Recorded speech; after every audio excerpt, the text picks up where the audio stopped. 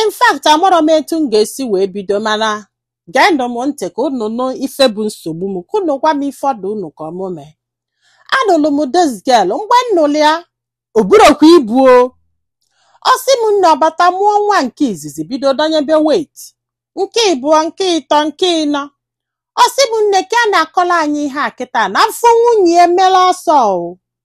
Nwaanyị a wee bube busie. Ọ sị m nne na ya na-aga gym na the first gym onye galụ na ya mee gịnị na ya regista anya na nwunye ebe afọ mana nwunye ya gara ya ka m even once.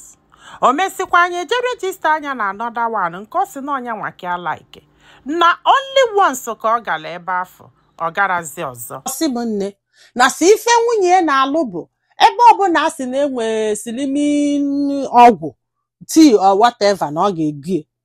Ọnwa ụfọdụ o bubu ibu, ọnwa ụfọdụ otu onye ife n'ọnụ, ọnwa ụfọdụ ọnyụ arọ ebe Ọ sị m nne chekwala ma nke bụ ọchụpụrụ ụgwọ mgbọga afọda be dị ezi abụ. Ọ sị m n'oge ọbụla ya chọọ ise nwaanyị Igbo gị n'ọsọ arọ ka ọ na-anyụ.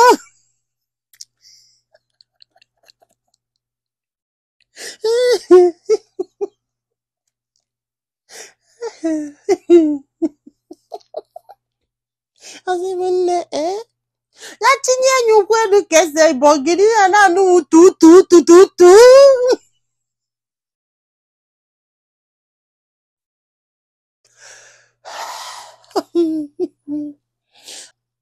I am so sorry, so sorry.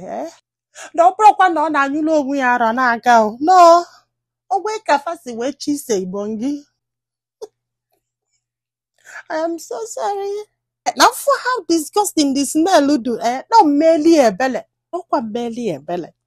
Ni a na-afụsi anya. Ni a na-afụsi anya. Sibu onye ga-abụ ọsasị arụ kịta obele oge hite ejue ngara niile maka gịnị ibu dị too much. Na-ewegola aka n'ihe ọnyacha. Wele aka ekpe ya ọnyacha. Registali ajin cha. Si abiko kafa na abọ na nga together. Ọjụ.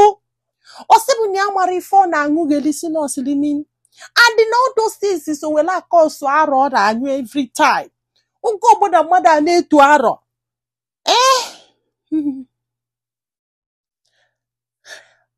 Ọ sị bụ na ịgwa anya eziokwu o. Nye digidele, nye dinwozi.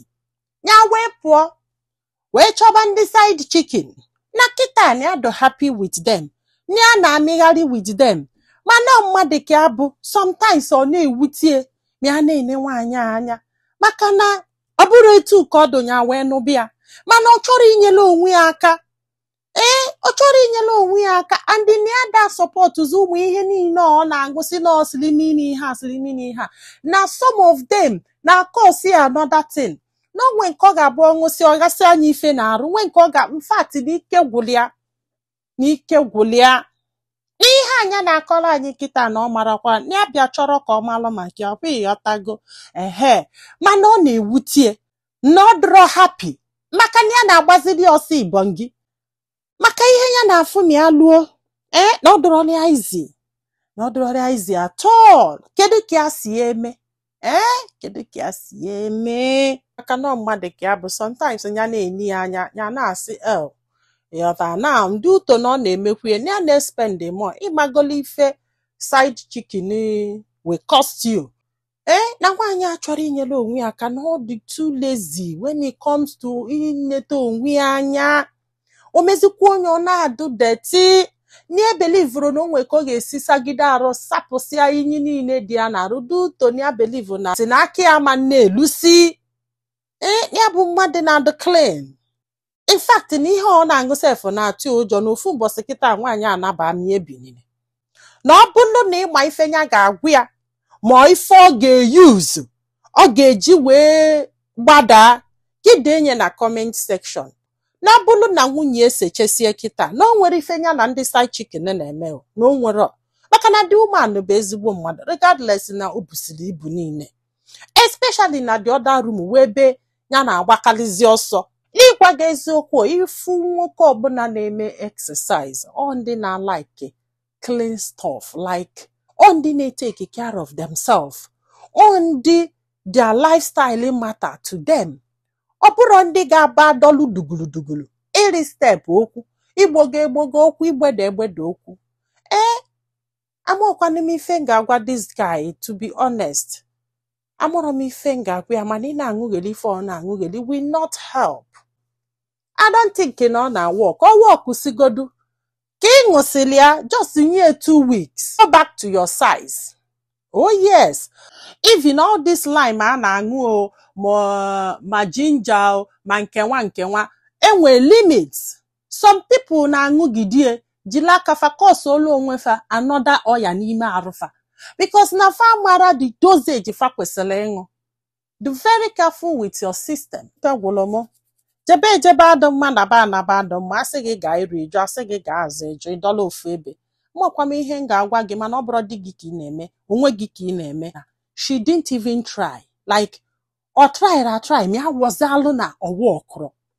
Because when they got try, say I'm walk na. But the first step is to try first. Me abụzalụ na ọwa ọkụrụ. Mana ọ bụ na o nwee ife ịma na ọ ga-eme wee lose to weight. Idenye na comment section. Ọ bụrụ sọsọ ya need. So many people nọ na page a need kwuru. Ọ bụ ya na especially nke ga-eme ka ọ kwụsị na-eto ara anyhow. Ọ da akpọkwana m afa. Ndị be anyị, daalụ nọ ka ọ dị n'ụbọchị ọzọ.